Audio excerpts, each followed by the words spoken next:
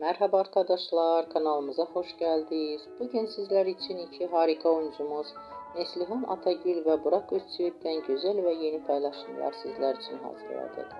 Onlar Kara Sevda dizisinde birlikte rol almış ve herkes tarafından çok beğenilmiştir. Biz de sizler için onların güzel fotoğraflarını hazırladık. Bu videoların devamlı gelmesini istiyorsanız kanalımıza abone olup yorum yazmayı unutmayın. Hoşça kalın. Herkese teşekkürler.